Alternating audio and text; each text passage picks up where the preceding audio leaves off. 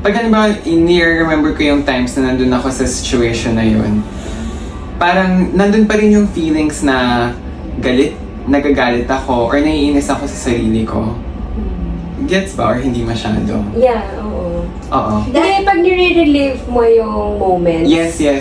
babalik, diba? Pero after na pag medyo nagpahinga ka, napag-isip-isip mo, hindi, bumalik lang kasi ako ulit dun sa phase na yun. Pero I think, gano'n naman talaga eh. May times lang na nalilimutan natin and then merong bagay na magti-trigger ulit sa atin na ay, ganito yung nangyari before. Tapos malulungkot ka, masasaktan ka, magagalit ka. Yes. I think okay lang yun. Kasi parte na yun ng pagkatao natin. Yes, It is something we cannot erase anymore. Yes.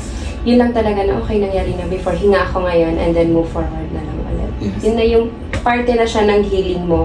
Kapag naalala mo siya, tapos kaya mo na kontrolin yung sarili mo this time.